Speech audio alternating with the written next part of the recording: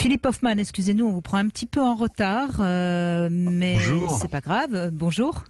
Et Bonjour. aujourd'hui, vous allez nous parler de la crise des ados. Non, ils ont des crises, les Oui. ados, je crois pas. Alors aujourd'hui, je vais vous parler de la crise des ados et puis la semaine prochaine, je vous parlerai de la crise des parents. Hein, vous verrez que c'est Oui. lié tout ça. Euh, alors, je craque, j'en peux plus de le voir comme ça. Un jour, il rayonne, le lendemain, il est effondré de chagrin et hop, un coup de fil, ça repart, il éclate de rire. Son père, qu'il voit le week-end, me dit c'est sa crise, ça passera. Mais non, ça passe pas. Ça dure depuis des années, j'encaisse tout. Vivement qu'il parte. Petit clin d'œil à toutes ces mamans solo qui se débattent comme elles peuvent avec leurs ados sans père et sans repère. Ah, la fameuse crise d'ado. Un drôle de remue-ménage dans la vie familiale. L'enfant sage et docile a disparu. La rupture avec le monde de l'enfance, c'est rude. Autant pour les jeunes d'ailleurs que pour leurs parents. Les jeunes sont déréglés, leur corps est envahi d'hormones, on en a parlé, et leur esprit chavire. Ils dorment mal, ils sont épuisés, les parents aussi. Les ados sont nerveux, imprévisibles. Leurs humeurs changent du matin au soir.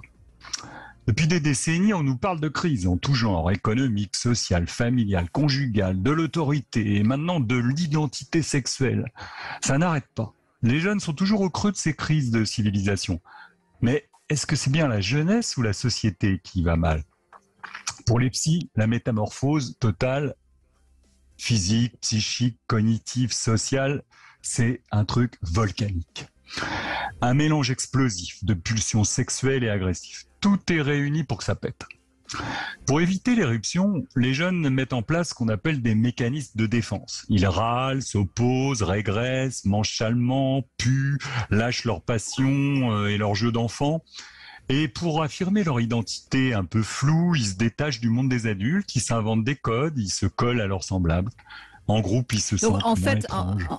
en fait, Philippe Hoffman, cette crise, c'est justement parce que à l'intérieur d'eux-mêmes, ils sentent des tas de choses qui bougent sans trop savoir et sans trop avoir encore les bons repères. Et c'est pour ça ils sont aussi pénibles. Oui, voilà, c'est ça. Ils ont vraiment une sensation d'étrangeté, Ouais, une ouais, sensation un peu énigmatique. Il n'y a pas de réponse et donc, faut que ce soit de la faute des autres et en particulier des plus proches, des parents. Et puis, évidemment.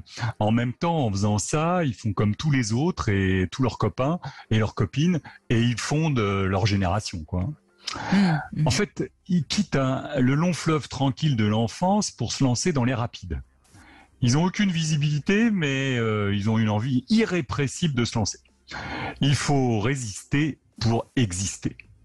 Certains sont plus des téméraires, ils se lancent à corps perdu. L'expression elle est belle parce que justement pour tous ces jeunes qui voient leur corps qui disparaît, toute cette stature d'enfant qui s'éloigne, dont il faut faire le deuil.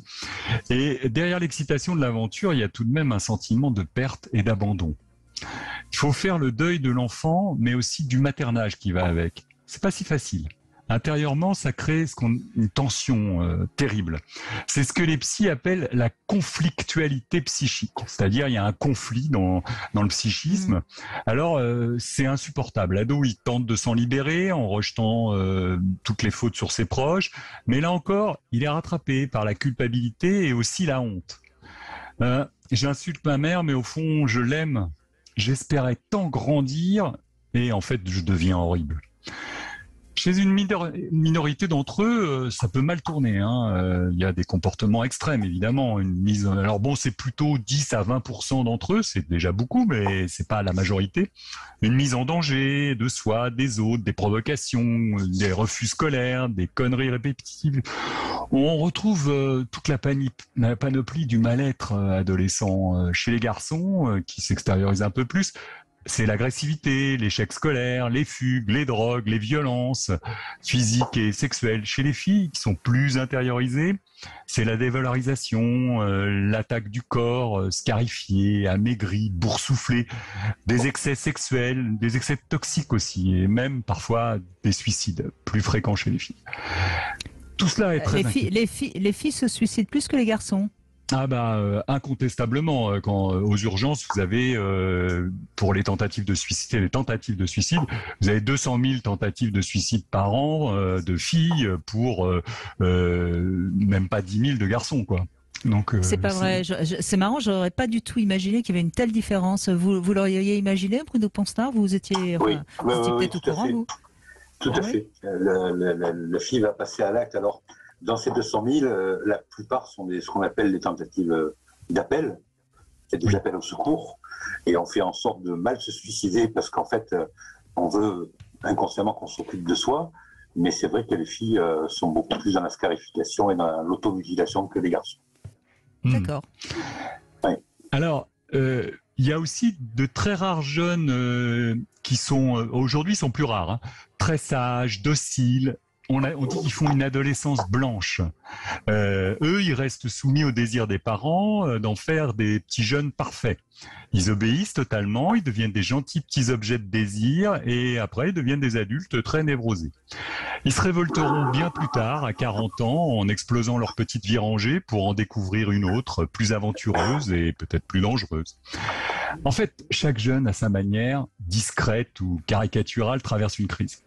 Elle peut être très inquiétante, mais pourtant, elle présage pas forcément un avenir pathologique. Rappelons qu'avec tous les ados, il faut rien lâcher.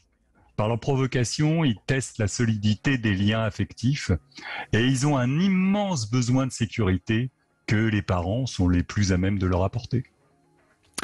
Et ben voilà, comme ça vous serez moins inquiet si votre ado est un petit peu pénible. Merci beaucoup Philippe Hoffmann, merci beaucoup. Et donc on a compris, la semaine prochaine vous nous parlerez de la crise des parents. Bruno Ponsard, pour cette chronique éclairante. Formidable, hein, comme toujours d'ailleurs. Ah oui, vraiment. Merci Philippe Hoffmann. Dans un instant, c'est Florence qui va témoigner, qui a déposé plainte contre son ex-conjoint. À tout de suite.